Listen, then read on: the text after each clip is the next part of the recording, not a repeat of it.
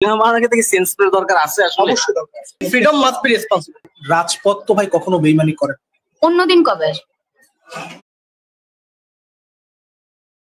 12 বছর হয়ে গেল, এখনো বিচার প্রক্রিয়া আনা হলো না। বিচার প্রক্রিয়া একে তো হচ্ছে যে এটা তো সবাই জানে ভাই, সোহেল রানা কে ছিল, যুবলীগ নেতা, বিল্ডিং কার, এটা হচ্ছে তো সবচেয়ে মানে মেজর থিং।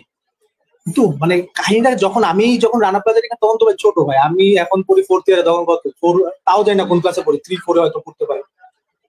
তো তখন এত কিছু বুঝতাম না, খালি একটা জিনিস মনে আছে যে 17 দিন পরে কোন একটা মেয়ে ওখান থেকে উদ্ধার হয়েছে। হ্যাঁ, ওই যে ওইটা পুরো সারা বাংলাদেশে ওইটা দেয়া তোলপাড় শুরু হয়ে গেল। কিন্তু যে ভাই আমি যখন আজকে মানে অনলাইনে বিবিসির এটার উপরে পুরো একটা রিপোর্ট করছে, আর এটা আমি পড়লাম, পড়ে যে মানে ভয়ঙ্কর যে ব্যাপারটা, এটা যে কিন্তু হঠাৎ করে আপনি একটা বিল্ডিং এ বসে আছেন, হঠাৎ করে কিছু জানেন না, কিছু না, হঠাৎ করে বিল্ডিংটা ধসে পড়ছে, এরকম কিন্তু না ভাই, এটা কিন্তু আজকে আমি জানলাম।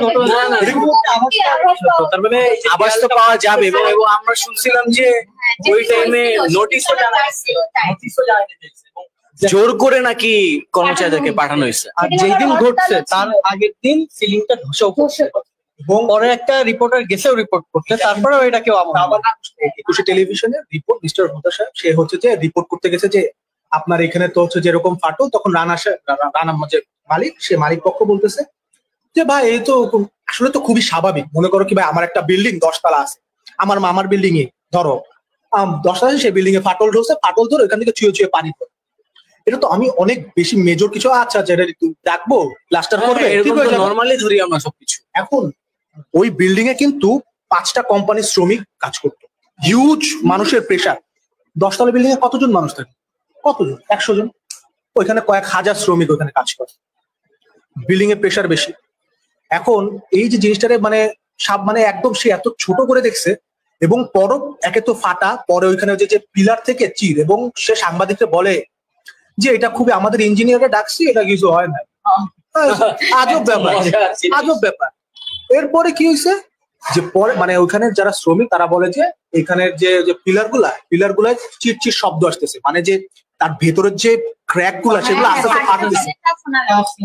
ঠিক আছে, এখন ফাটার মানে এইটা যে তারা জানাইছে, জানার পরে তো কোনো গ্রাহ্য নাই ভাই, এবং পরবর্তীতে 23 তারিখ সকাল পর্যন্ত, মানে 23 তারিখ তো এটা ছিল, এটা 23 তারিখের ঘটনা, এবং 24 তারিখ সকাল পর্যন্ত এটা নিয়ে অনেক কথা কথি, দুপুরের সময় ঘটছে, ঠিক না?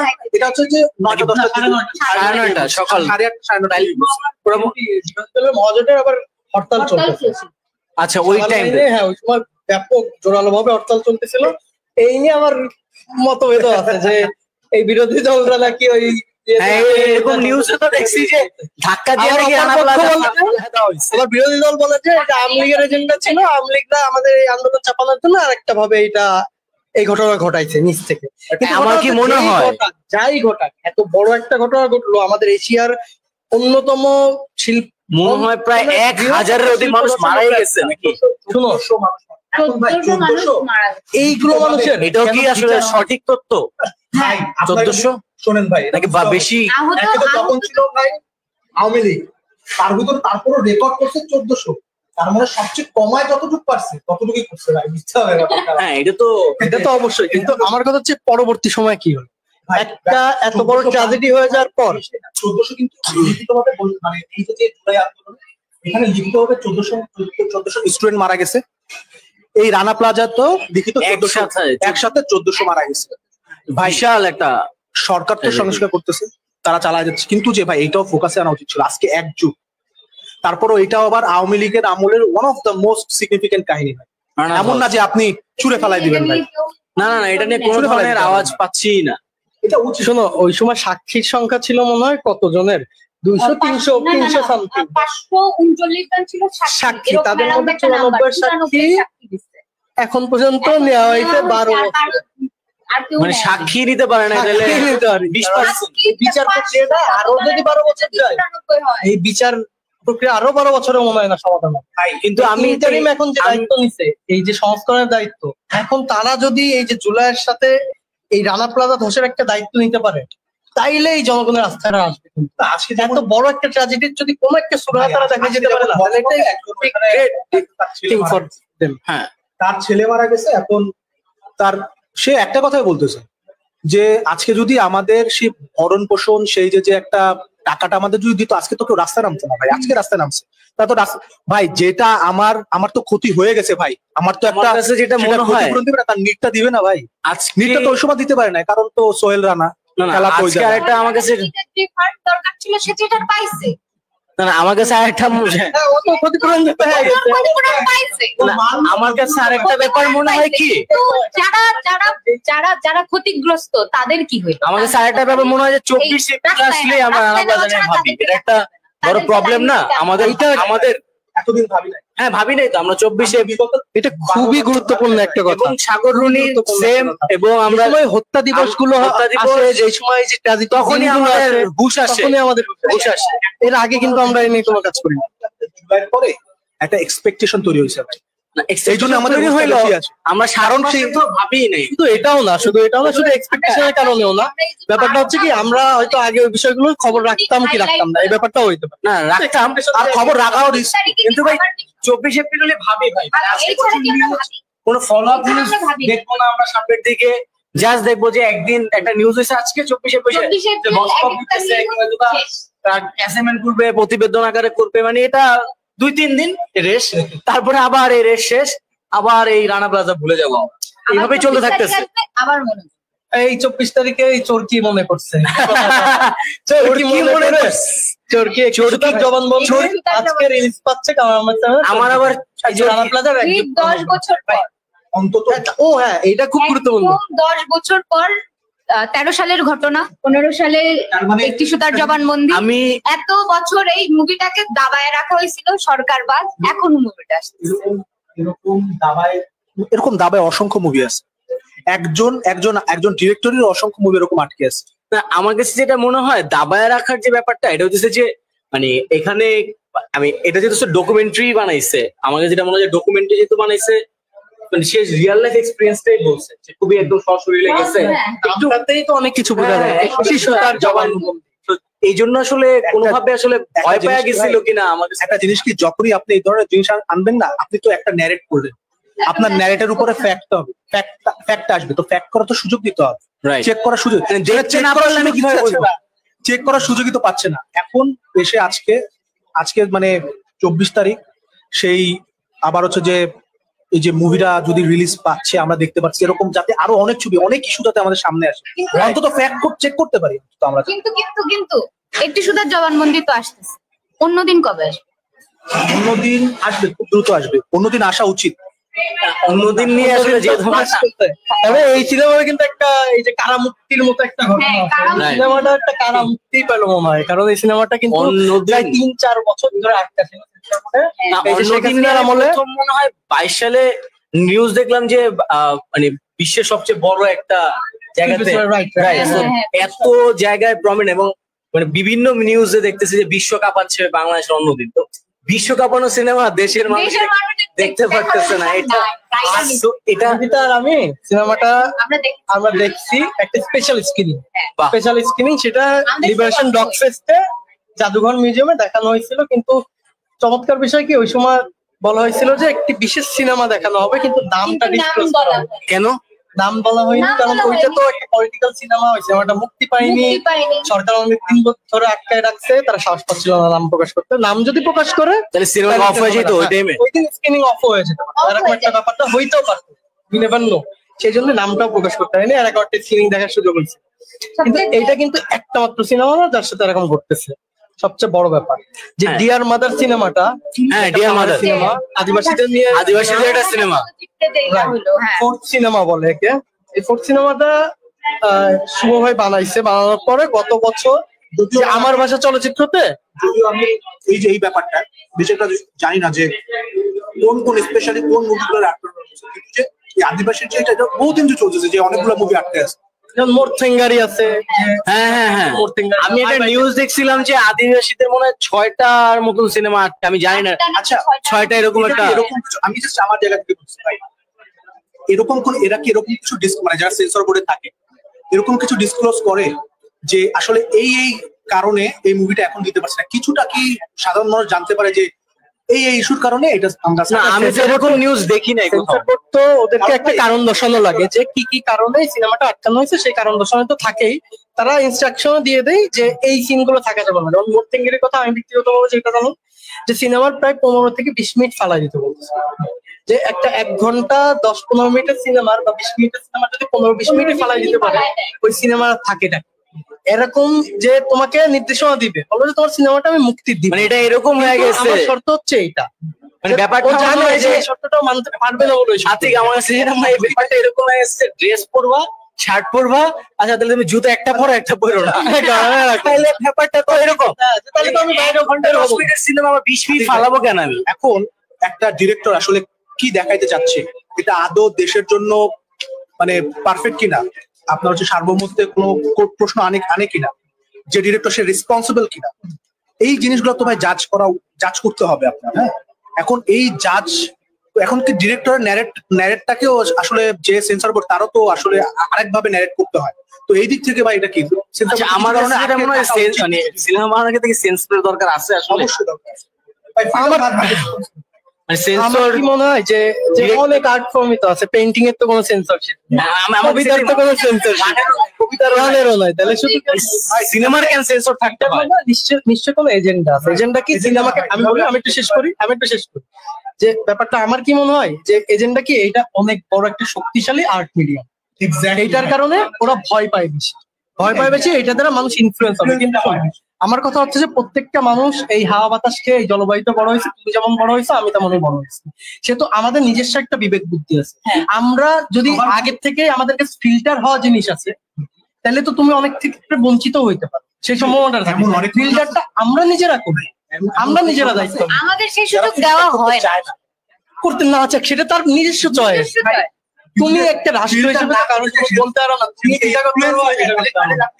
যে একটা কথা কিছুদিন আগে আমি একটা কথা শুনলাম যে এই যে সম্পত্তি ভাগাভাগির বিষয়ে রাষ্ট্র কিভাবে একটা ডিসাইড করে দিতে পারে আমি আমার সম্পত্তি কাকে দিব কি দিব না, যে আমি আমার যতটুকু খুশি ততটুকু দিব। রাষ্ট্র কিন্তু তার মানে এইভাবে যদি প্রত্যেক বিষয়ে রাষ্ট্র হস্তক্ষেপ করা শুরু করে তাহলে মানুষের আমি রিসার্চ করছিলাম, এটা আমার কাছে খুব ইন্টারেস্টিং লাগছে। এটা হচ্ছে দুইটা কেস হয়েছে, একটা হচ্ছে যে ধর্মের দিক থেকে। এখন হয়েছে কি ভাই, ইসলাম ধর্মে যেটা যে যদি ভাগাভাগির সময় আমার হয়তো ভুল হইতে পারে, যে মেয়েরা মনে করেন ছেলেরা যদি 3 ভাগ পায় মেয়েরা 2 ভাগ পায়, আমি এখানে রেশিওটা আমার ভুল হইতে পারে না, আমি ওই বলি না, আমি বলতেছি যে যদি সবকিছুতে এরকম সরকার এখানে ইন্টারফেয়ার এই জন্যই করতেছে। আমার তো কেন আমি বলি আমি শোনেন আমি আমার বিশ্লেষণটা শুনলে ভাই আমার হয়তো এই বিষয়ে আপনি ডিপ হয়তো রিসার্চ করেন না, আমার যে আমি এটা নিয়ে একটু ঘাটছি। আমার কাছে যেটা হয় কি যে আমরা তো ভাই মুসলিম ফ্যামিলি, হিন্দু ফ্যামিলি, তাদের একটা ভাগের পদ্ধতি আছে, তাদের কিছু রিচুয়ালস আছে, আমাদের রিচুয়ালস আছে, আমাদের ধর্মের রুলস আছে।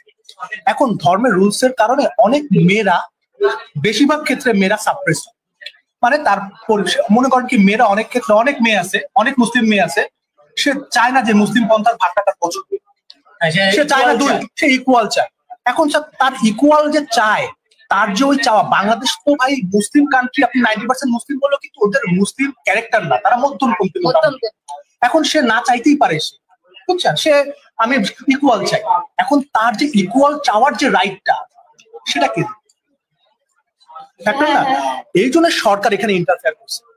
সরকার বলতেছে যে তুমি যদি এখন মনে করো এই যে বিগত মানে আমার বাসার সামনে 60 ফিটের রাস্তা হচ্ছে, যার কারণে আমার বাসার সামনে আমার বাসার বাড়ির 2 তলা বিল্ডিং রাইটের বিষয় সরকার যদি আসতো। আমি শেষ করি একটু দাঁড়া, আমি কথাটা শেষ করি। এটা তো একটা আলাদা ব্যাপার, ইকুয়াল রাইটস এর এই ব্যাপারটা আমি আলাদা রাখি। সরকার যেখানে নিজের সুবিধা আছে সেই জায়গায় যদি বিষয়টা উঠতে দিয়ে না এটা আহামরি, শোনেন ভাই, এটা আহামরি ইকুয়ালিটির বেতন না শোনেন ভাই, তাহলে এই যে শ্রমিকদের বেতন গুলো আগে দিত, শ্রমিকদের বেতন আগে দিত, আমি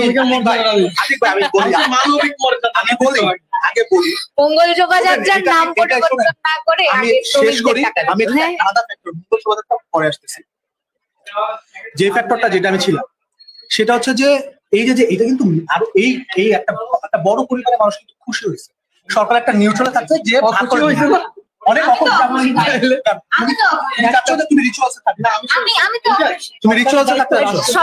আপনার কি মনে হয় না যে এই যে আমি আমার কথাটা শেষ করি, সম্পত্তির যে ভাগাভাগির বিষয়টা, ওইখান থেকেই এই মেয়েদেরকে পিছিয়ে রাখাটা শুরু হয়েছে।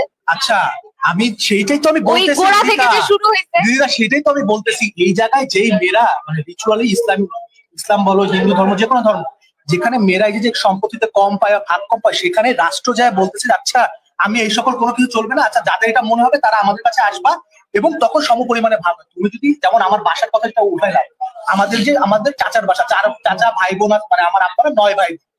এখন বাসার বিল্ডিংটা ভাঙছে, বিল্ডিংটা ভাঙার পরে সেটা 9 ভাগে সমান ভাগে ভাগ করছে সরকার। ওইখানে কোনো রিচুয়ালস নাই, ওইখানে 3 ভাগ তার ভাইরা পাবে, 2 ভাগ সরকারের কাছে। এই রিচুয়ালস এই ডিসাইডার সরকার। কেন সরকার ভাগ করছে। এইটার মালিক কে?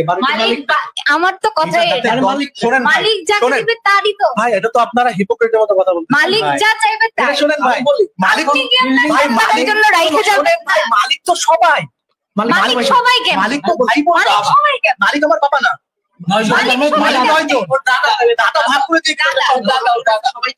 জি জি, তাইলে ঠিক আছে। হ্যাঁ, তাইলে সেই ক্ষেত্রে দাদা যদি বলে যে আমি আমার অমুক ছেলেকে এইটুকু দিচ্ছি, অমুক ছেলেকে অমুক মেয়েকে এইটুকু, এখানে কোনো সেটাও তো ভাই, আপনি যদি পড়তেন, সেইটাই তো, আপনি যদি ওটা পড়তেন, এখানে সেই কথাটাই লেখা যে যাদের এই ধরনের প্রবলেম ফেস করছে তাদের ক্ষেত্রে এটা এমন না যে আপনারা কারো জোর করে আচ্ছা আমি রিচুয়ালি চাই, আচ্ছা আমার বোন যে না ভাই আমি এরকম সমান সমান ভাগ চাই না, আমার ইসলাম ধর্মের শরিয়াতে যেটা আছে আমি ওইটাই চাই।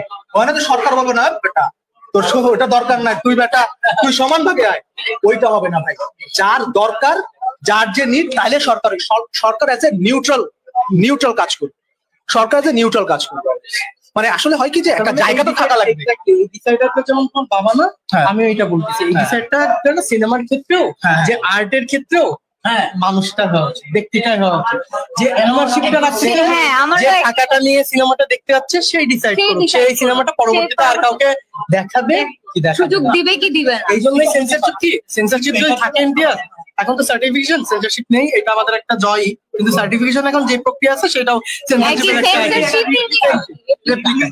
নাম পরিবর্তন, যতদিন আর এটা থাকবে না, এই জন্মদিনের মতো সিনেমা আসতে পারবে না, এই যে 21 সুতার জবানবন্দির মতো সিনেমা 10 বছর পর রিলিজ হবে, এইগুলো হইতে থাকবে, তুমি আর আমি বঞ্চিত হবো, আর কারো কিন্তু ক্ষতি হবে। আমার মেসেজটা কি ভাই, আমি এইগুলো সরকার কেন করে, এই যে রেসপন্সিবল, এটা কিন্তু নতুন পলিটিক্যাল ওয়ার্ড, তোমার এটাকে পলিটিক্যাল ওয়ার্ড হিসেবে আইডেন্টিফাই ডেফিনেটলি ক্রিটিক্যালি থিংক করতেই হবে। আমি একটা পলিটিক্যাল আমি স্বাধীন, চলো আমি মনে করেন স্বাধীন, আমি এখন কি স্বাধীন হয়ে আমার ফেয়ার অফ স্পিচ আছে, আমি কি এখন কোনো অন্য ধর্মের কোনো আমার ভাইরে আমি কি ওরা গালাগালি দিতে পারবো স্বাধীন ভাবে? কারণ কি ওই যে আমার একটা বিবেক, রেসপন্সিবিলিটি একটা বিবেক আছে, ওই বিবেকটা আমাকে বুঝতে হবে। আমি এটা পারবো না, সেটা পারবো না, আমি বলছি এই সময় এই যে ফ্রিডম মাস্ট বি রেসপন্সিবল, এই সময় উত্থাপন হওয়া it's a part of politics. আমি এটা বলতেছি, আমি বলতেছি না এটা খারাপ কি মন্দ, it's a part of politics. এটা একটা পলিটিক্যাল ওয়ার্ড হিসেবেই উত্থাপিত হয়েছে জুলাই পরবর্তীতে সময়ে, যখন এই সরকার সমালোচনা হচ্ছিল, তখনই আর কি সবকিছু রেসপন্সিবল কি, ফ্রিডম মাস্ট বি রেসপন্সিবল। অবশ্যই তুমি ফ্রিডম যতক্ষণ না পর্যন্ত আমি তোমার থাপ্পড় মারতেছি ততক্ষণ পর্যন্ত, তার মানে আমি আর যে কোনো কিছু করতে পারি, ততক্ষণ না পর্যন্ত তোমার ব্যক্তি স্বাধীনতা ব্রিচমেন্ট করতেছি ততক্ষণ পর্যন্ত আমি যে কোনো কিছু করতে পারি। তোমার গালাগালি যদি না দিই, তোমার মানবিক মর্যাদা যদি ক্ষুণ্ণ না করি, তোমার শারীরিক ভাবে যদি তোমার ফৌজদারি অপরাধ না করে থাকি, তাই বলুন তো যে কোনো কিছু চাইছে। এই যে ফ্রিডম মাস্ট বি রেসপন্সিবল বলে মানুষের কণ্ঠরোধ করা, এইটা আবার কি ধরনের ফ্রিডম?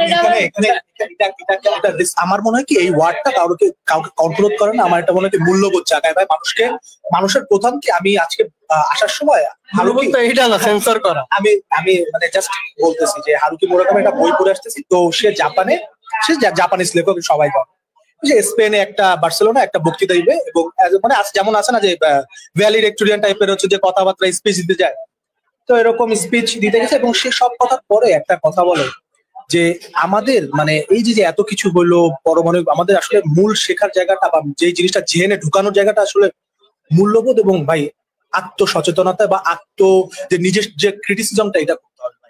কিভাবে তৈরি হবে, এটা কিভাবে তৈরি হবে, এটা ভাই এটা আপনার নিজস্ব প্র্যাকটিস, এটা কেউ এটা ফ্যামিলি চাপাই দিও না, এটাই আমি না আমি শোনো ভাই, আমি যেটা বলতে যাচ্ছি যে আমি কখনো বলিনি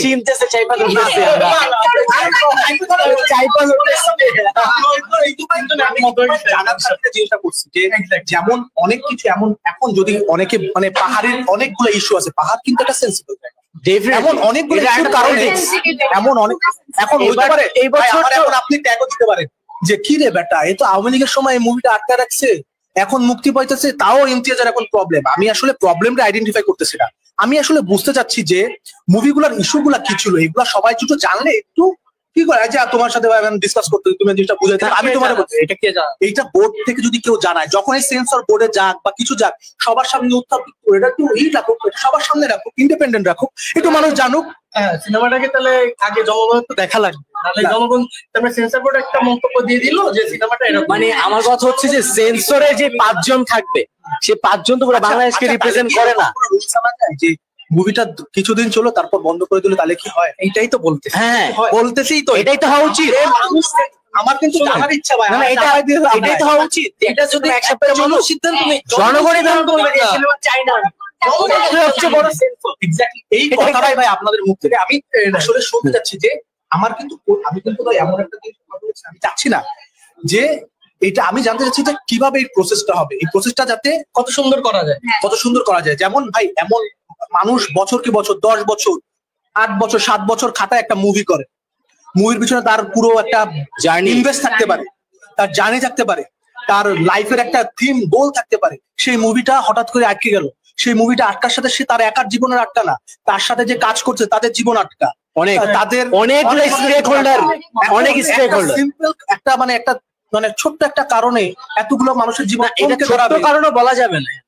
আমি যদি একটা সুতার জবানবন্দিতে আবার ফিরে যাই, মানে এটা যেহেতু আসলে রানা প্লাজা, আমরা যদি ইস্যু রাইজ করতে চাইতেছি যে কোন কারণে সিনেমাটা আটকে থাকে, তো একটা সুতার জবানবন্দি যেহেতু রানা প্লাজার ঘটনা, রানা প্লাজার কোনো ছোট্ট ইস্যু না, এটা একটা অনেক বিগার ইস্যু। বা আমি যদি অন্য দিনের দিকেও ফিরে যাই, অন্য দিনের একটা পলিটিক্যাল স্যাটায়ার মুভি, যদি আমরা এখন অব্দি যা শোনা কথা বা আমরা আপসাপ শুনতেছি যে স্যাটায়ার টোনে একটা পলিটিক্যাল ড্রামা বা পলিটিক্যাল একটা কণ্ঠ, মানে পলিটিক্যাল একটা মুভি মেক করা হয়েছে। Political movie whenever satire some একটু 420 ভাইব পাবো, আমি যা ফিল করি। সো 425 এর একটা সিনেমা আসলে কোনোভাবে সাধারণ ইস্যু না, এটা ধাক্কা দেওয়ার মতো ইস্যু আমার কাছে এটা মনে হয়। আর আমার এটা ইন্টারেস্টিং, 420 তবে পলিটিক্যাল স্যাটায়ারের বাংলাদেশের একমাত্র পায়োনিয়ার। আমার কাছে এটা মনে হয় মুস্তফা সরোয়ার ফারুকীর 420 বাংলাদেশের পলিটিক্যাল স্যাটায়ারে one of the best movie, এটা আমার কাছে মনে হয়। ভাই একটা টাইমে হয়েছে কি যে কি করব আমরা মেসে খাই, খাওয়ার সময় কি 420 লাগা, মানে 420 লাগা 420 এখনো মানে এই মুহূর্তে দাঁড়ায়ও। ভাই আজকে নিচে আজকে কি হলো, বাড়ির মালিক নিচে নামলো, আজকে তার বাড়ি নাই। আরে ভাই মানে বাড়ি ভাড়া পড়ে, মানে 420 এখনো আমার কাছে এটা মনে হয় ভাই এইটাই কি পুরোটাই বাস্তব ধর্মী সিনেমা এখন অব্দি ভাই। রাজনীতির আমার মনে হয় কি এই ক্রোনোলজি, এই থিম চেঞ্জ হবে না বাংলাদেশের পারপাস। আমি জানি না যে সাবকন্টিনেন্টে কেমন, মানে 420 যে ধরনের পলিটিক্যাল মেসেজ দিয়ে গেছে, এটা ভাই যে মেসেজ দিয়ে গেছে, এই মেসেজ আমার আরো সামনের 50 বছরও বাংলাদেশের রাজনীতি চেঞ্জ হবে না। এইভাবেই এই প্যাটার্নেই এভাবেই রাজনীতি এইভাবে চলে আসছে যুগে যুগে।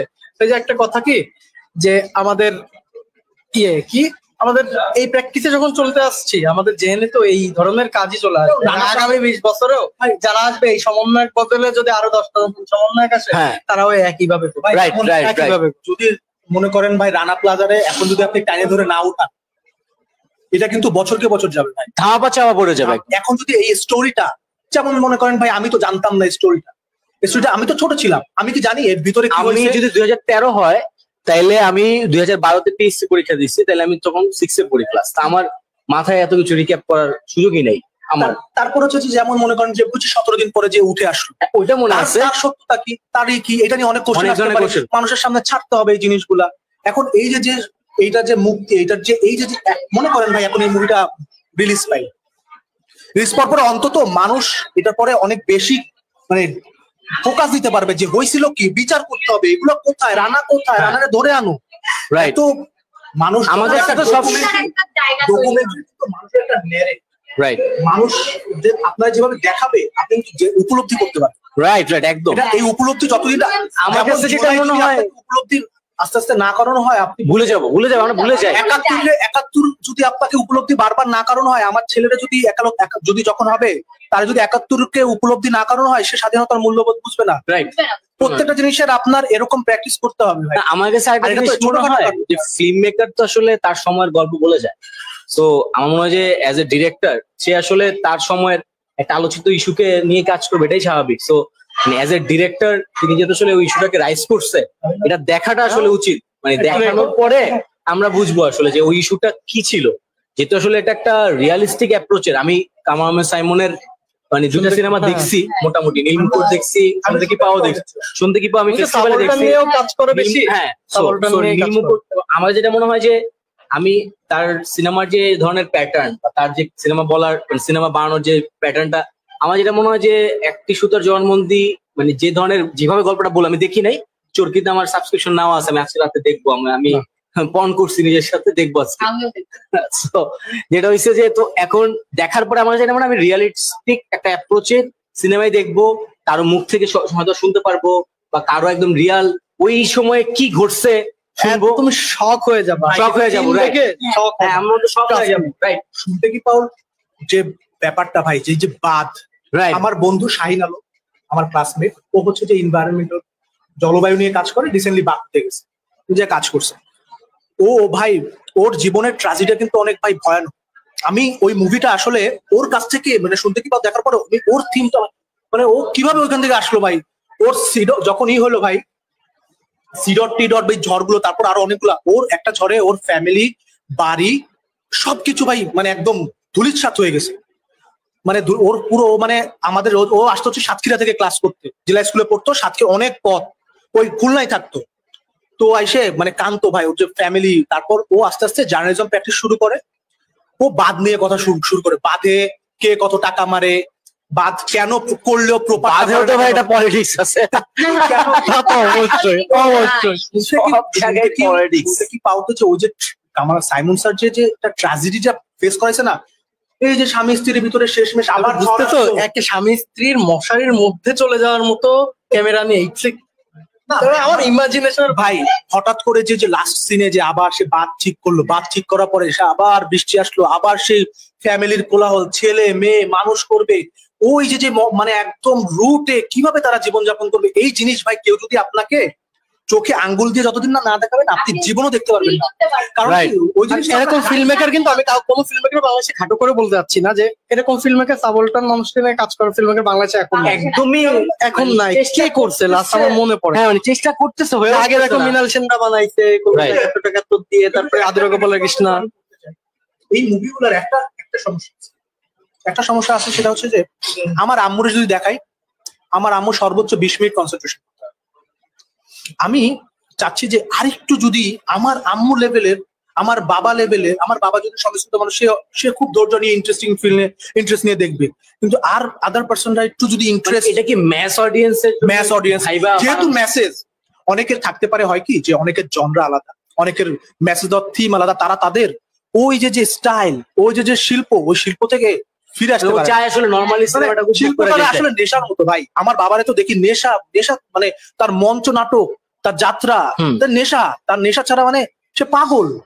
এনি টাইম এনি প্লেস তার 7-8টা স্টাইলের লোকাল ভাষা, সে কত তার নেশা, এটা সে ওখান থেকে তার ধরে পাই বাড়ি ধরে, এবং সে ওখানে খুশি। তার ব্যবসায়িক জীবন তার যদি বাঁচায় রাখতে হয়, তার ওইটার ভিতরে রাখতে হয়, না সে মারা যাবে।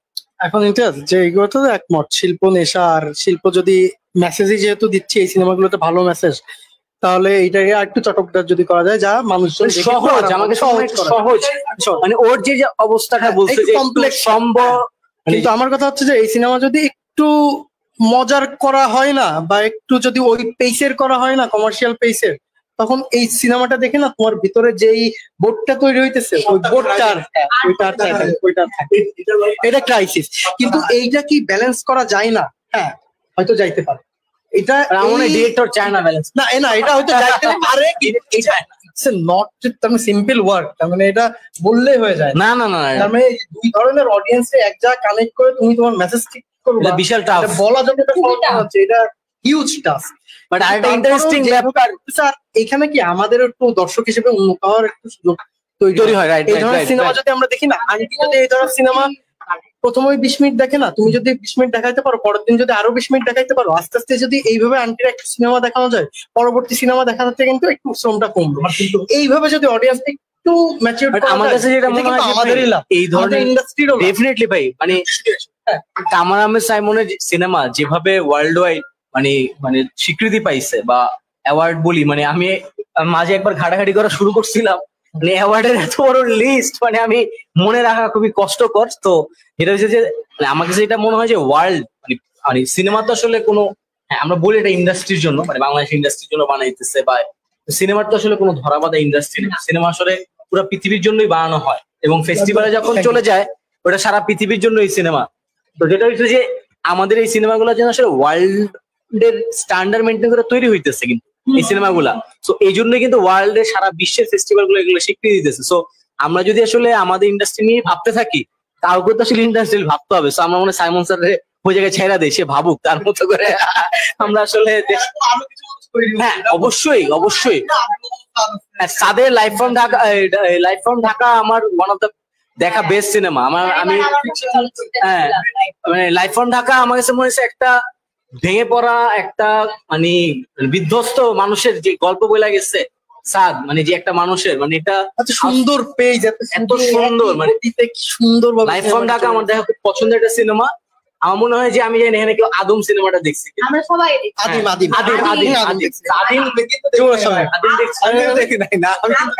আদিম কিন্তু আমার কাছে খুব পছন্দ, খুবই ভালো সিনেমা লাগছে। মানে একটা বস্তি,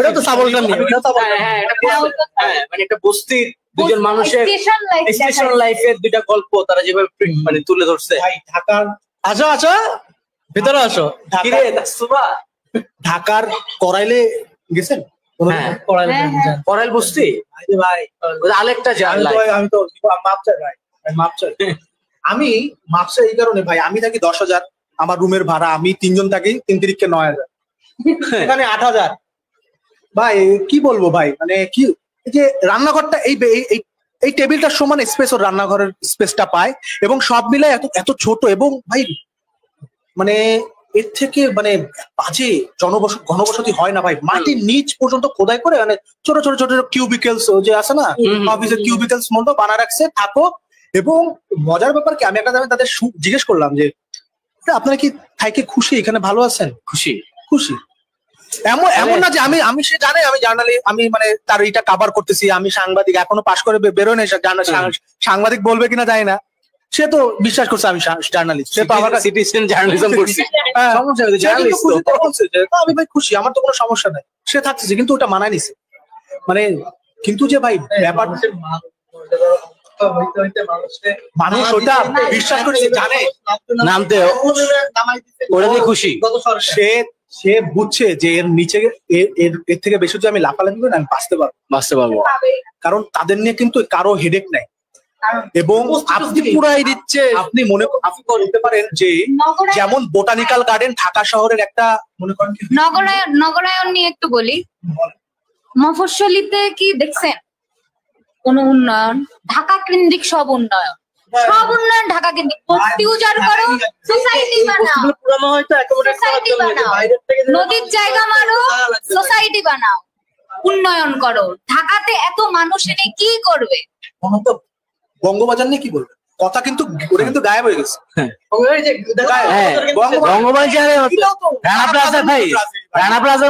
ভয়ানক ট্র্যাজেডি, মানে একটা ঈদের আগে ভাই আমার কথা হলো প্ল্যান, আমার তো মনে হয় 90% প্ল্যান রাস্তার ওই পারে। আমার বন্ধু আসে, আমার বন্ধুর সাথে আমি হ্যাপি তর্ক, আমার বন্ধুর সাথে আমি হ্যাপি তর্ক, আর বেড়া একটা কোনোদিন এত মানুষের মানে মূল্যবোধের মানবিকের এত অবক্ষয় হয় কি মামা? মানে ওইভাবে বলতে না পারলেও রাস্তার ওই পাশে যখন একটা ফায়ার সার্ভিসে, তাও ঢাকা শহরের হেড অফিস, সে যেহেতু এটা নিভাইতে পারে না মামা, তারপরে আমার আর কোনো কিছু বলার নাই। হেড অফিস কিন্তু এক সপ্তাহ পর না 2 দিন পর না 1 সপ্তাহ পর, কতদিন 2 সপ্তাহ 2 উইকস হবে মানে ঈদ।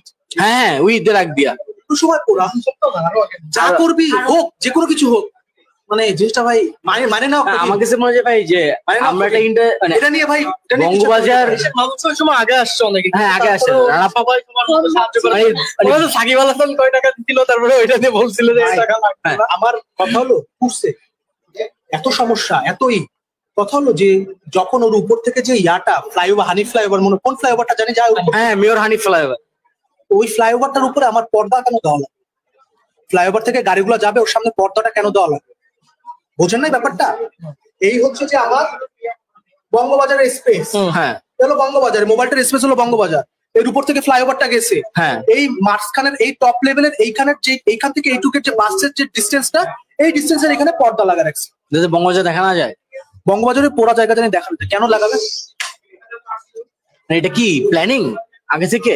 আমার কথা হলো যদি প্ল্যানিং নাও হোক, মানুষ তো হাইটেও দেখতে পারে, রাইট? আচ্ছা হাইটে দেখুক, যেভাবে দেখুক, ওই জায়গাটা কেন দেওয়া হবে? মানে আমি তো কোনো কিছু বুঝি না, কি উইরে মানুষের গায়ে ছাই লাগবে? বোঝা উইরে মানুষের গায়ে ছাই লাগবে ওই জায়গা? না এটা আমার কাছে এটা মনে হয় তো মনে করুন মনে করলে অনেক কিছুই করা যায় ভাই, অনেক কিছুই করে।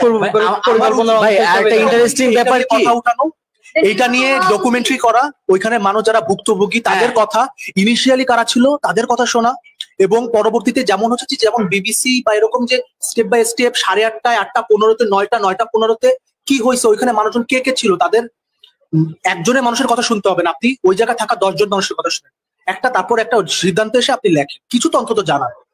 কারণ একটা সুদ্ধার জবানবন্দি মানে এরকম ভাবেই করা আর কি, আমার কাছে মনে হয় যে এটা ইমতিয়াজ বলতেছিল যে আসলে ওই সবার কথা শুনে, আমার মনে হয় একটা সুদ্ধার জবানবন্দি ওইভাবেই করার।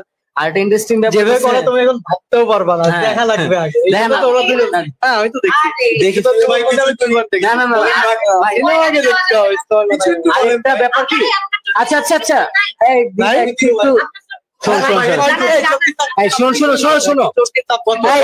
সাবস্ক্রিপশন লাগবে না, শুনো ইন্টারেস্টিং কথা বলি। একটি সুতার জবানবন্দি চরকিতে ফ্রি, আমরা একসাথে আমাদের ওই একসাথে দেখি, মজা হবে।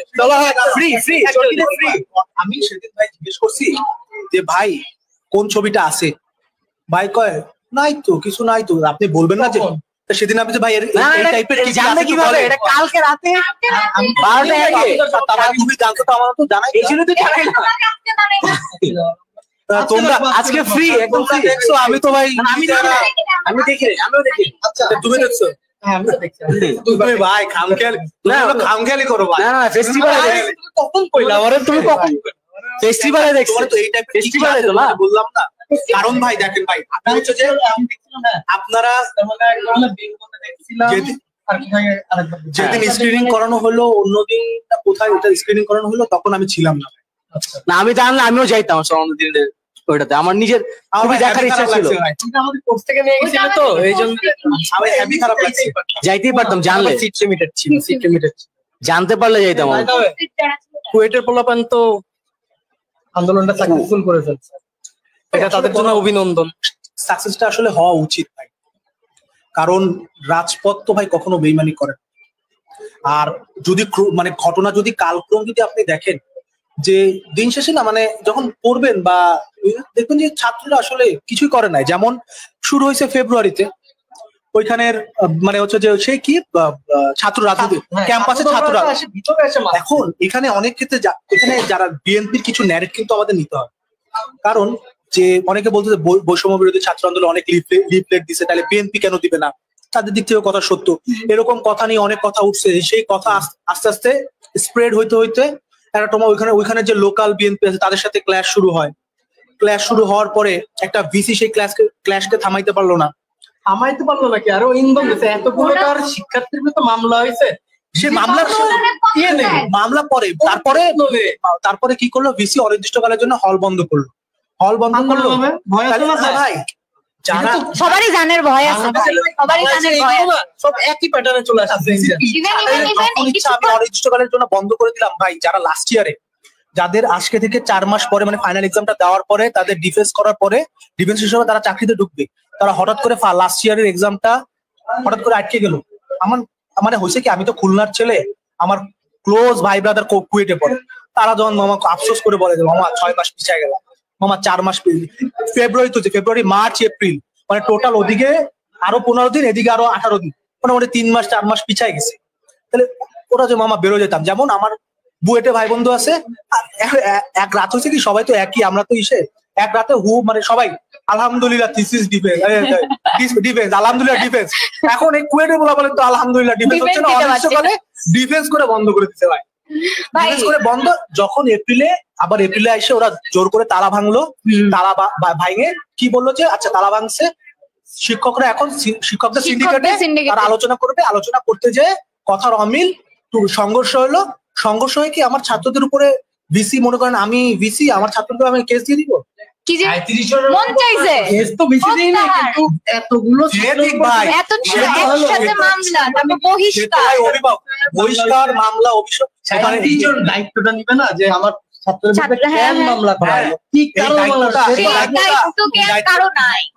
জুলাই আন্দোলনে ঢাকা ইউনিভার্সিটি যখন সাবেক যে ভিসি ছিল সেই দায়িত্বটা নাই, যার অবস্থা কিন্তু সে আজকে ভাইগে গেছে। তারপরে এদের টনক নড়তেছে দেখছো এইসব, এই যে ইউল্যাবের ঘটনাটা চিন্তা করো, কিছুদিন আগে দেখলাম যে কুয়েটের টিচাররা নাকি একটা আলটিমেটাম দিচ্ছে যে তারা নাকি ক্লাস নিবে না, হয়ে গেছে ইউল্যাবে কিছুদিন আগে।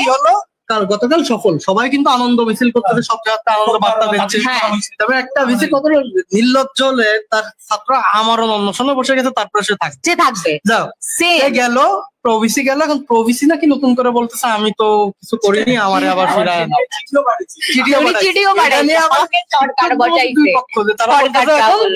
ক্লাস নেবে এইটা যাবে। সকালবেলায় নিউজটা তো মানে 2-3 ঘন্টা আগে মনে হয়েছে, নিউজটা শুনে মানে হঠাৎ করে আসে না যে নিজের ভিতরে একটা মানে সিম্প্যাথি কাজ করে, প্রভিসির ভিতরে আবার একটু মাঝে মাঝে মনে হয় কি আবার মজলুম মনে হয় একটু সিম্প্যাথি কাজ করে। সব যার প্রভিসি গুলো না এটা একটা রোল প্লে করে, আমি দেখছি ইউল্যাবের ক্ষেত্রে প্রভিসি গুলো সবসময় মনে হয় মজলুম, এইগুলো আম্বার যাইরো ভাই বলো ভাই কিন্তু ভাই আমার কিন্তু সিম্প্যাথি কাজ করছে প্রথমে, আমি এখনো কিন্তু জানি না সে আসলে কোন প্রভিসির উপরে আজকে বলে রাখলাম এই প্রভিসি গুলো কিন্তু খুব খারাপ, এইগুলো এরকম ভান ধরে থাকে যে আমি তো কিছু জানি না, এইগুলো তো তলে তলে কত কিছু করে। তানিয়া ম্যাম বলে না যে ভাই আমি কিন্তু মৌসুমের পক্ষে, আমিও মাঝে মাঝে ভাই আমি কিন্তু এখন আবার বলতে পারে আওয়ামী লীগ আবার মজলুম বানান না ভাই, কোথার কসম লাগছে মজলুম বানাইলে কিন্তু হবে না, এই পায়তারা করাই যাবে না, এই পায়তারা করে ভাই, এই পায়তারা কারা করে ভাই। আমি ভাই সাংবাদিকতায় পড়ি, আমার এনে কোনো নাই ভাই।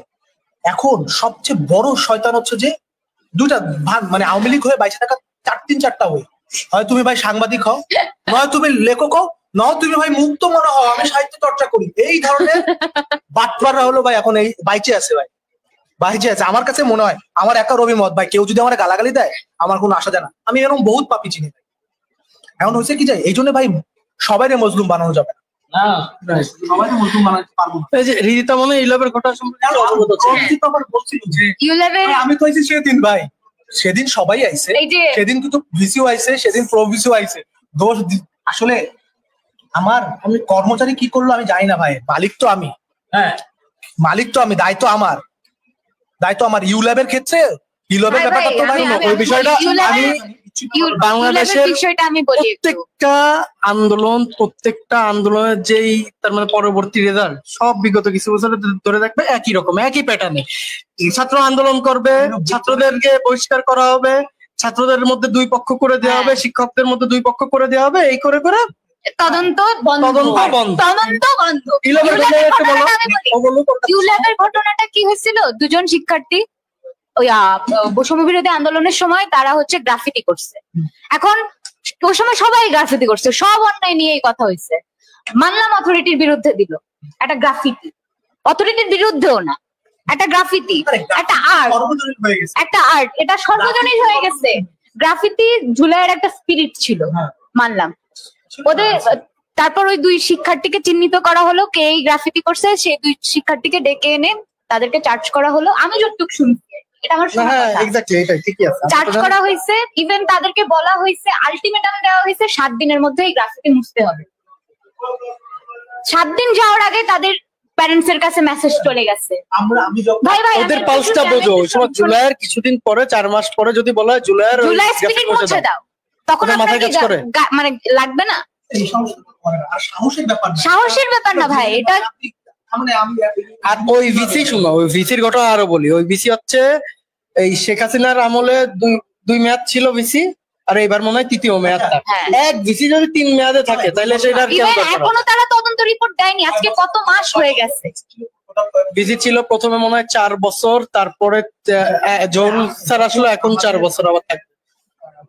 মাঝখানে শুনলাম না যে ইউল্যাবে আত্মহত্যা করলো না, এগুলো কি ভাই একই সপ্তাহে একই সুতায় গাথা? কারণ ইউল্যাব যে এত বেশি অথরিটেরিয়ান পাবলিক প্রাইভেট ইউনিভার্সিটির মধ্যে, কারণ এটার পিছনে তো ইতিহাস আছে। কারণ নাবিল আহমেদ হচ্ছে ইউল্যাব ইউনিভার্সিটির ট্রাস্টি, তাদের ভার্সিটি, কাজী শাহেদ আহমেদের ভার্সিটি, কাজী নাবিল আহমেদের ভার্সিটি। সে ছিল যশোরের এমপি, সেই হিসাবে তার পলিটিক্যাল অ্যালায়েন্স এত স্ট্রং তাদের, তারা কোনো কিছু পরোয়া করেনি।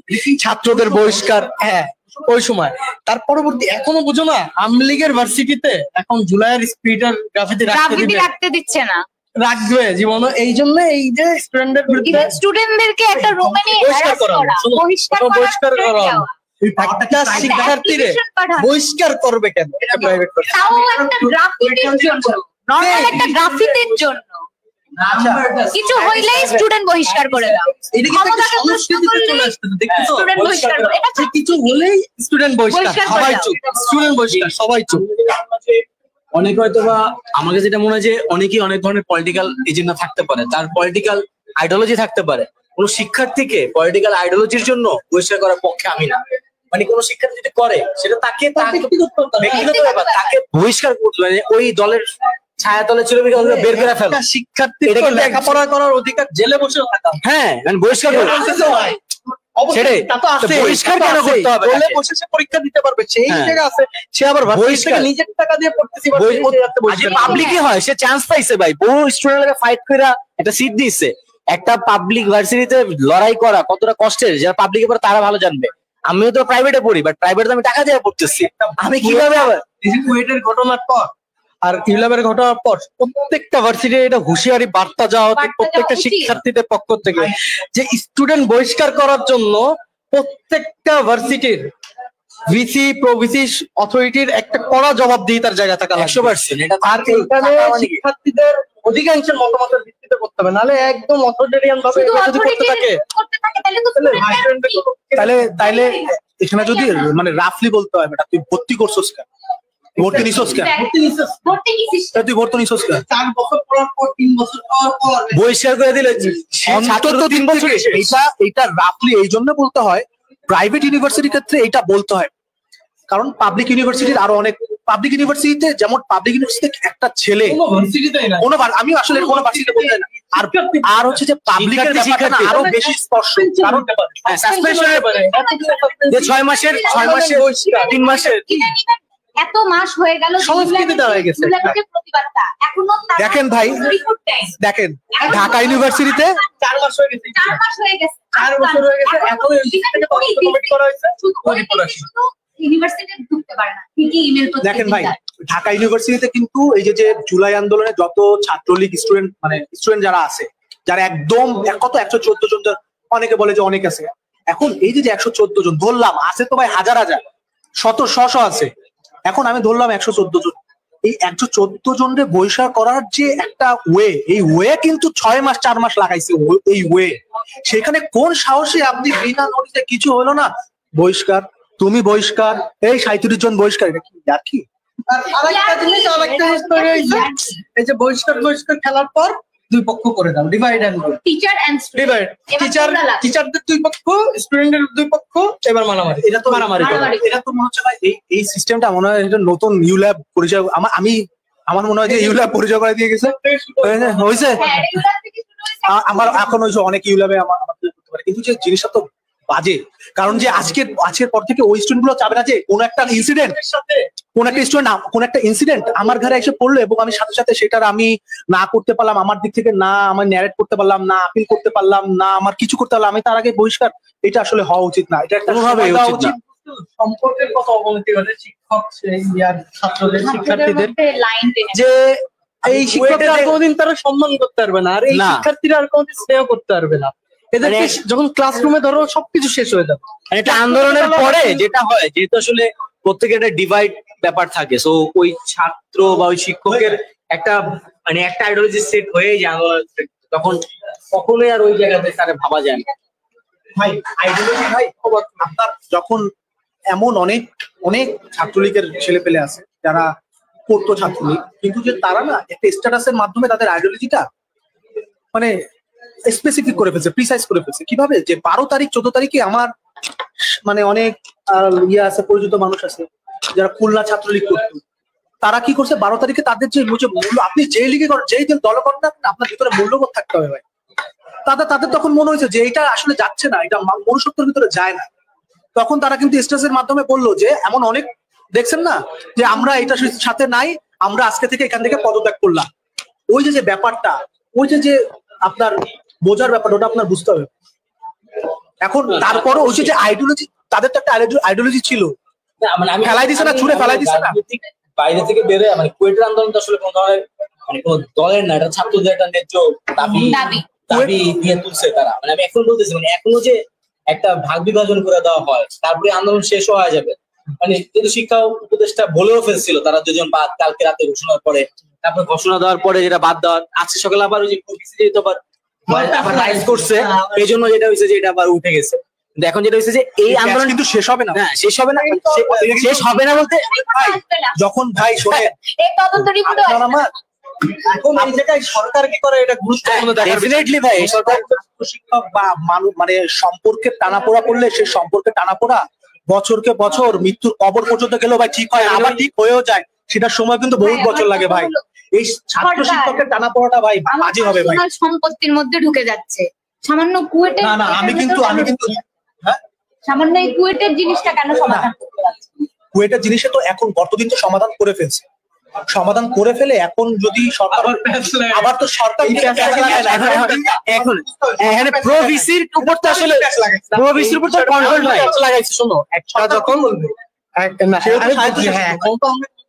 কনক্লুশন আসতে পারছি না, সিদ্ধান্ত এখনো পাকাপোক্তভাবে আসে না, যা বুঝতেছি প্রভিসির এইটা উত্থাপনের পর। কিন্তু এই যে প্যাচটা লাগছে কিনা, এটা কিন্তু সাধারণ প্যাচ মনে হচ্ছে না, যে এটা কিন্তু অনেক ঘুরাইতে পারে, এটা ঘুরতে পারে, ঘুরতে ঘুরতে যে কোন পর্যন্ত যাবে তখন এই সরকার আবার দ্রুত ঠিক হবে, এইটাই দেখার বিষয়। আমরা অনেক রাজনীতিতে ঢুকছি, আমরা সিনেমায় ফিরে যাবো। কি বলো ঈদে কি কি দেখলেন? সিনেমা দেখছেন না? ঈদে না আপনি আমাদেরকে জঙ্গি দেখাইতে নিয়ে যান, আপনি যদি জঙ্গি দেখাবেন ওই দিন আমার ঈদ। বলো কিন্তু ভাই আজকে রাত্রেবেলা আমরা দেখেছি সুতার জওয়ান, বাট আমার খুব ইচ্ছা আমি ওই ফিলটা নিতে চাই ভাই। আমি মানে হয়েছে কি যে এই ফিলের ব্যাপারটা কেন বারবার বলতেছি, আমি তো বড় আমি রিসেন্টলি আমার মোরাকামি পড়া শুরু করছি।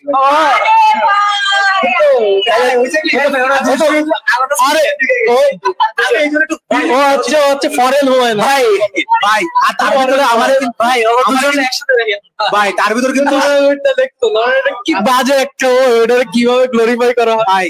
আমারে কিন্তু অলরেডি চমক দিছে কিন্তু শুনতে কি পাও। আমি এটা অনেক বেশি ফ্লারিশ করতেছি এই জন্য, এরকম কিছু না, চমক মানে চমক ওই চমক মানে ওই যে কি আমি আমারে ধরে ম্যাডাম এমন এক জায়গায় নিয়ে গেছে যেই জগতের সাথে আমি পরিচিত না, আমি এরকম জিনিস দেখি না। আমার প্রথম আধা ঘন্টা আমি আমার বন্ধুরে বলতেছি কি মুভি বিরক্তিকর, কি একটু পর পর এরা কথা বলতেছে, বাচ্চা একটা খেলনা নিয়ে দৌড় দিচ্ছে, কি হচ্ছে। যখন ইন ডেপথে যখন ওই কাহিনীটা যাচ্ছে, ওই যে পানির সমস্যা, সাতক্ষীরা এরিয়ার যে পানির সমস্যা, আইসে পানি দিয়ে যাচ্ছে, কলুষো করে পানি টানে নিয়ে যাচ্ছে, লেখাপড়ার সমস্যা আছে বাঁধের সমস্যা আছে, ডিজাস্টারের, এইটা আমাকে ওই ফিলে নিছে। তারপরে আমি যখন আবার একটু ফিল বোঝা শুরু করলাম, আমি এখন এই মুভি থেকে একটু, কারণ কি ভাই আমি রানা প্লাজা দেখি নাই বলতে আমি বুঝতে পারি নাই। হ্যাঁ, আমরা সেই বুঝটা আমি নিতে চাচ্ছি, এই সিনেমাটা দেখে বুঝতে না পসিবল আমারও মনে হয়। দেখে কি হয় একসাথেই দেখবো। আমি কিন্তু এমন না যে সে মুভি বানাইলো আমি ক্রিটিসিজম করবো না ভাই, আমার ভালো না লাগলে আমি তো মুখের উপর আমিও বলবো আমি তো পাবলিকলি বলবো। বাট আমার কাছে নীলমুকুট ভালো লাগছে, আমি নীলমুকুট দেখছি, নীলমুকুটে চরকিতে আছে সিনেমা খুবই নীলমুকুট। আর তার মানে এথনোগ্রাফিক্যাল বলতে এথনোগ্রাফিক বলতে মানুষের তার মানে জীবন ভিত্তিক আর মানুষের আর কি এথনোগ্রাফিক, বাংলা এক্সাক্ট বাংলাটা মনে করতেছে না, তুমি এমনি বলো। তুমি বোঝো, অ্যানথ্রোপোলজি বোঝো, নৃবিজ্ঞান বোঝো, যেহেতু এই মানুষ ভিত্তিক যে সিনেমাগুলো, মানুষের ভিত্তিক যে জীবন গল্পগুলো, সেগুলো বলো এথনোগ্রাফি। এটা মনে হয় এটা হচ্ছে যে নারী যে পুলিশ ছিল নীলমুকুটটায়, ওটা তো ওদের গল্পটাই বলো তুমি বলো। মানে আমি নীল মুকুটটা তো হচ্ছে আপনার কি বলে আগে তুমি যেটা বলছো সেটা পুলিশ যে নারী পুলিশ যে ওইটা নিয়ে তো আসলে ফুল বানানো হয়েছিল আর কি। আমি ওটা বললাম ওটা প্রথম মুক্তি হয়েছিল কিন্তু নীল মুকুটের চরকিতে। হ্যাঁ, নীল মুকুটের চরকিতে মনে হয় যখন প্রথম বছর আসলো না চরকি, তখনই আসছে। এখন কি আসছে? এখন নাই। তাহলে তো আবার ফেস্টিভ্যালের জন্য ওয়েট করতে হবে। আবার কবে দেখো নীল মুকুট কবে রিলিজ করে আল্লাহ শুনতে কি পাবে। আমি লাইভে একটু সাইমন স্যারের কাছে একটা ছোট্ট অভিযোগ দেওয়া যায়, মানে তার সিনেমা এত কষ্ট করে কেন দেখতে হয়? অনেক কষ্ট করে সিনেমা, অন্য দিনটা সিনেমা হলে দেখতে চাই। আমি ভাই আছে না কিছুর জন্য আপনি যত কষ্ট করবেন যেমন আপনি আমার মনে হয় কি ভাই, তুমি মনে হয় বিগত যতটা শুনতে কি পাও, যতটা মনে রাখতে পারো, বাকি অন্য মুভিতে অতটা মনে রাখতে পারি না, করতে পারো না। কারণ কি অনেক বেশি সহজ সরল, অনেক বেশি সহজলভ্য। টাইম দিছো, ধৈর্য দিছো অন্য মুভি থেকে বেশি ভাই, কনসেন্ট্রেশন দিছো অন্য মুভি থেকে বেশি। মানে আমার মনে রাখতে হয় কি ভাই, আমি একটা টাইমে এই যে আমরা যে পেজটা এসে লাইভে আসছি, পেজে ফেভারিট দিয়ে রাখছি, দেখবো যে কবে জানায় কোন সিনেমাটা কোন ফেস্টিভ্যালে দেখা যাবে। তখন এরকম আমার মনে হয় যে অন্যদিন যদি হলে রিলিজ পাওয়া যায়, নিশ্চয়ই হলে রিলিজ পাবে অন্যদিন। এটা আমি চাই আমার সব সিনেমা যেন হলে হলে সুযোগ আমরা চাই। হলে ছোট স্ক্রিনের এক্সপিরিয়েন্স এর জন্য ওই সিনেমাগুলো বানানো না। রাইট, আমার মনে হয় ওনার যে ফ্রেমিং, ওনার যে এডিটিং টেকনিকের জন্য আমাদের সবসময় ওয়েট করতে হবে। আমার মনে হয় বাংলাদেশের গ্যাপগুলো তো একটু এই জন্যই তো এইগুলো ঝামেলা। তো এই যে আমাদের সেন্সরের সমস্যা, সার্টিফিকেশনের ঝামেলা, এরপরে আমাদের পরিচালক সমিতি আছে, পরিবেশনা সমিতি আছে, প্রযোজক সমিতি আছে, এইগুলো যেদিন ছাড়বে সেই দিন সিনেমা আমাদের দেখতে হবে। সার্টিফিকেশন এখন তো সেন্সর, এখন তো কি সার্টিফিকেশন নামতেছে, তার ভিতরে এখন কোনটা আন্ডার এজ এর মানে একটা অ্যাডাল্ট মুভি আন্ডার এজে দিয়ে দিচ্ছে, মানে ভাই ঠিক আছে ওই সময়টা ছিল তাই বলে এখন যেটা অ্যাডাল্ট সেটাও আন্ডার এজে দেওয়ার প্রমাণ। যেমন রিসেন্ট যে ঈদে যেটা বেরোছে, আমি কি নাম বরবাদ, ওইটা আন্ডার এজে দিয়ে দিচ্ছে, কিন্তু সিন গুলা খুবই ছিল। তো এই জিনিসগুলা তো এমন না যে ক্ষমতা পাইলে সিনেমাগুলোতে তো হাত দিতে পারবে না ইমতিয়াজ, ওইগুলোর ব্যাকিং কাজ। কারণ ভাই বাজেট 15 কোটি আর এইখানে এই যে সিনেমা হাত দেবে এই ধরনের ইন্ডিপেন্ডেন্ট ফিল্ম মেকাররা, যারা নিজের টাকায় বা এই যে বাইরের টাকাটা নিয়ে এসে আদিম যখন রিলিজ পায় তখন কিন্তু সিনেপ্লেক্স কোনো শো দেয় না তাদের, এই সিনেমা চলবে না, চলছে না 2 সপ্তাহ চলছে, শুধু দিতে চাইতেছিল না। তারপরে অনেক প্রতিবাদ হয়েছে অনলাইনে, তারপরে যেমন হয় সিনেমা হল পাইছে। মানে এইসব সিনেমাগুলা হলে রিলিজ তো দিতেও ভয় পায়। নীল মুকুটের ক্ষেত্রে মনে হয় এরকম হয়েছিল, নীল মুকুটের ক্ষেত্রে এরকম আমার ঠিক মনে হয় নীল মুকুটের ক্ষেত্রে, নীল মুকুটও মনে হয় প্রথমে হলেই রিলিজ হওয়ার কথা ছিল, পরবর্তী চরকিতে না, পরবর্তী চরকিতে আসলো, তারপর তো চরকিতে আসছে, এখন আমার চরকিতে নাই আর কি। আমার মনে হয় আবার কোন ফেস্টিভ্যাল হলে নীল মুকুট সবাই দেখতে পারবে। দেখি আমরা প্ল্যান করি, আমরা ভার্সিটি থেকে সবাই মিলে যে একটা স্ক্রিনিং করি, আমরা কিনে ফেলবো একটা আয়োজন উৎসব অন্যদিন দেখি। আমাদের কেন আমাদের হজবরলা প্রোগ্রামের উৎসব কি কম ছিল নাকি? এখন না, এখন হচ্ছে যে মানুষ বেশটা আমার ফেস্টিভ মোডে আছে, ফেস্টিভ মোডে থাকলে না থাকলেও কি আমার মনে হয় কি ভাই যে মানুষ এখন যথেষ্ট লিটারেট, ডিজিটাল লিটারেট বা হ্যান ত্যান, মানুষের আসলে যদি বোঝানো হয় যে এই মুভিটা এই মেসেজটা ক্যারি করবে, আমার মনে হয় তারা ভাই এখন এটা এই খোঁজে আছে। কারণ কি এই যে জুলাইয়ের পরে মানুষ বেশ কয়েকটা লিটারেট হচ্ছে এবং মুখায় থাকে যে আচ্ছা এটা ভালো, ওইখান থেকে আমি রানা প্লাজার ব্যাপারে জানতে পারবো, ভালো আমি ওই বাদের ব্যাপারে জানতে পারবো এই মুভির।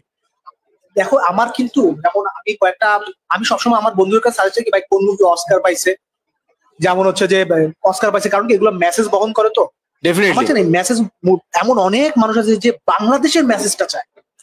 যেমন আমার খুব পছন্দের মুভি হচ্ছে ভাই এক্সোরেজ, সেভিং প্রাইভেট রায়ান, তারপর হচ্ছে যে গ্রিন মাইল, মানে মেসেজ দেয় না ডেফিনেটলি মেসেজ সেন্ট্রিক সিনেমা তো আমাদের দেশে হয় না ভাই, তো আছে প্যারাসাইট মেসেজ দেয়, সবাই মেসেজ দিতেই চায়, কিন্তু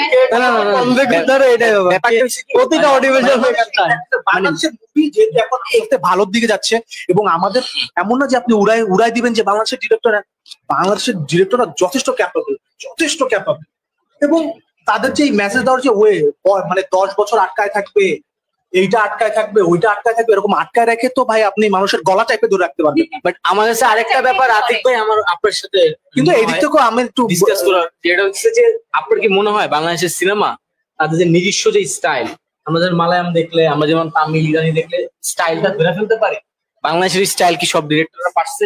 বাংলাদেশে এখন ওই স্টাইল তো তৈরি হয়ে না, আমাদের স্টাইলটা কমার্শিয়াল বেজি হয়ে গেছে। মানে আমরা সিনেমার তিনটা চারটা ইন্ডাস্ট্রির ওইটাই মনে হয় যে এখন আমাদের মিক্স কইরা একটা পাঁচমিশালি বানাইতেছি না। মানে আমি যদি কিছু ডিরেক্টরের নাম বলা শুরু করি, ধরেন আপনার নোয়া সুমন রিসেন্ট টাইমে ওর একটা আলাদা ওর একটা জনরা তৈরি হয়েছে, রাইট। ও একটা ওরা ট্রাই করতে পারছে নোয়া সুমন, ওয়ান অফ देम যে একটা স্টাইলে তৈরি করতেছে। ওটিতে শাওকি একটা স্টাইলে নিজের গল্প বলার প্যাটার্ন, আমি জানি না কতটুকু পারছে, কিন্তু নোয়াজ পারছে। আব্দুল্লাহ মোহাম্মদ সাদ যেটা আসলে নিজের একটা স্টাইল তৈরি করতে পারছে, বা রিসেন্ট টাইমের আগেও কিছু ডিরেক্টর তো নিজের একটা স্টাইল, এই স্টাইলটা কি বাংলাদেশের ডিরেক্টররা তৈরি করতে পারতেছে? মানে আমরা বলতে পারবো না যে ভাই আমার প্যাটার্নের সিনেমাটা দেখো, এটা তো আমাদের বলা। হ্যাঁ, এই রিকগনিশন গুলো আগে কি আমি ধরো কি সিনেমা দেখছি, যে সময় সিনেমা প্র্যাকটিস করছি, সিনেমা দেখার প্র্যাকটিস করছি, সিনেমা তো শুধু দেখার বিষয় না, পড়ার বিষয়। তখন আমি কি ডিরেক্টর টার্গেট করে ধরো আব্বাস কিয়ারোস্তামির সিনেমা দেখতেছি, আমি আব্বাস কিয়ারোস্তামি সব দেখছি, মানে তার সিনেমা দেখে কিংকে থেকে সব দেখছি। আমি ওই প্রথম সিনেমাটা দেখলে না, আমি ওই লাস্ট সিনেমাটা দেখলে আমার আব্বাস কিয়ারোস্তামি তো নাই, তার মানে কিমকি দুকো নাই। তারা যদি থাকতেন, তারা যদি নতুন কোন সিনেমা বানাতেন, তাদের সিনেমা দেখে আমি বলতে পারতাম এটা কিরোস্তামি। এই যে এটাই বললাম যে ভাই এইটা না আমাদের দেশে চিন্তা করো, দেখুন মিয়া হোসেন বলো, ঋত্বিক বলো, সত্য ইভেন সত্যজিৎ তো সিনেমা দেখলে বুঝা যায়। ওটা আমার মনে হয় আমার নামে সাইমনের সিনেমা সেই ব্যাপারটা তৈরি হয়ে উঠছে। আর এটা বিষয়ে আমি একমত, আর এটা খুবই দুঃখের বিষয়। দুঃখের ভাই, আপনি স্টাইল তৈরি করতে হবে। লাস্ট 5 বছরে আমি বাংলাদেশের হলে রিলিজ করা কতগুলো সিনেমা দেখছি লাস্ট 5 বছরে, মানে কোনো বাদ দিলে ধরেন ঈদে দেখছি, ঈদের বাইরে দেখছি, কোনো প্যাটার্ন সেট হইতেছে। আমরা ওই 5-6টা ইন্ডাস্ট্রিরে মিশাইয়া জগা খিচুড়ি করে বাংলাদেশি সিনেমা কমার্শিয়াল। আমার যদিও এইটার মানে মুভি নিয়ে একটু মানে একটু কম, মানে বেশি জানি না।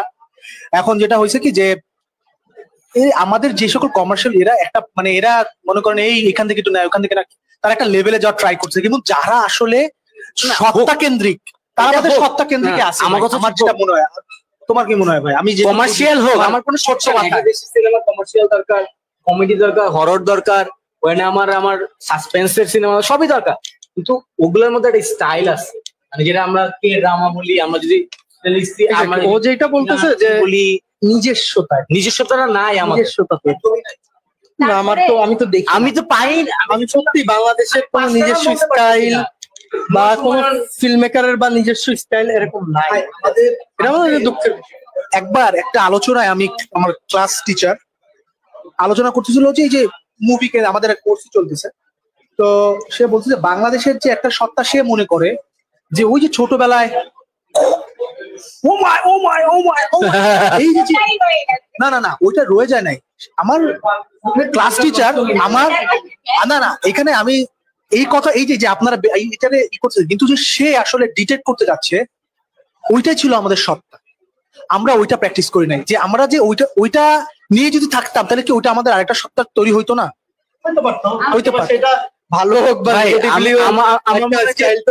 একটা আমি একটা রিসেন্ট টাইমে কয়েকদিন আগে একটা ছুটি আম কাঁঠালের ছুটি, আপনারা জানেন সিনেমা আম কাঁঠালের ছুটির কথা অনেক শুনছি, আমাদের দেখা হয়নি। এটা শামীম কি, এটা যুবরাজ শামীম কি ওখানে কাজ করছে না তার সাথে, মানে ওই যে ডিরেক্টর ছিল নুরুজ্জামান, নারায়ণগঞ্জের একজন ডিরেক্টর, খুব কষ্ট করে সিনেমাটা বানাইছে 6-7 বছর মিলে। এই সিনেমাটা হইতেছে আমরা যে গ্রীষ্মের ছুটি পাই না, এই ছুটিটা নিয়ে পুরো অরিজিনাল বাংলাদেশ পিওর স্টোরি। মানে আমরা ছবিটা নাই কোথাও, মানে সিনেমা হলেই দেখছি যে আম কাঁঠালের ছুটি, এবং সিনেমাটা এত মজা, অরিজিনাল পিওর বাংলাদেশ। ছোটবেলায় একটা গদ্য করছেন বা গদ্য না গদ্যই মনে হয় আমাটির ভেপু। হ্যাঁ আমাটির ভেপু ভাই বইতে ছিল যে আমাদের বই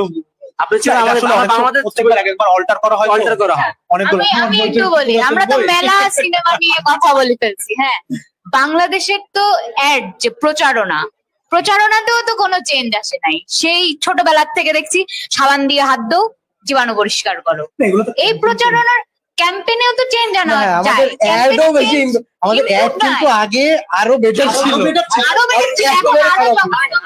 এখন আর খারাপ হচ্ছে। আগের যে জিঙ্গেল গুলো ছিল কি সুন্দর, ও ইভেন যে শুনতে কি ভাই চলো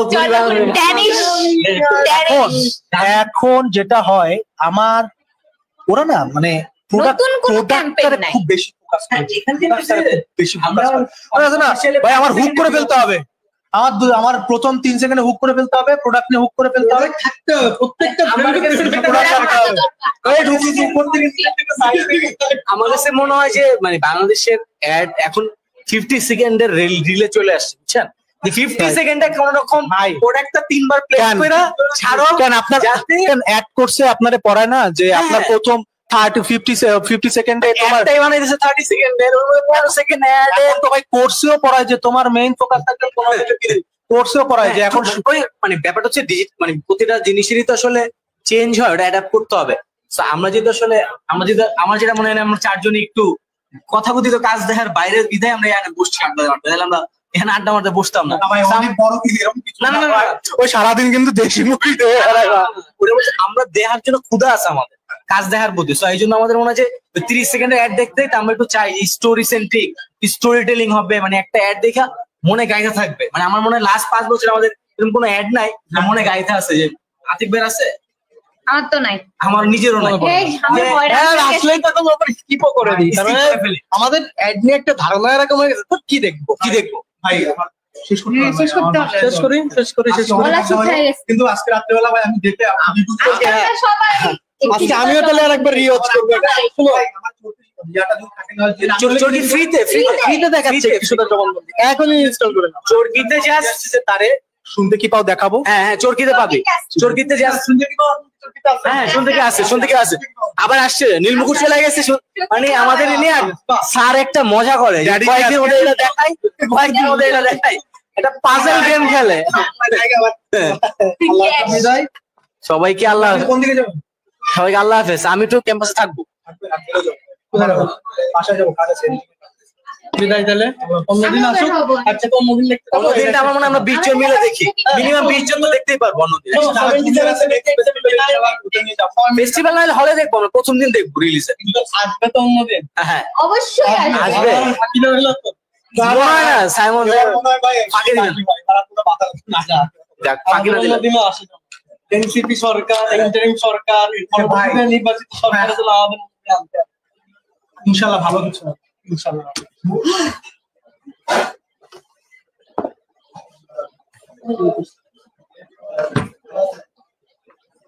জয় ভাই,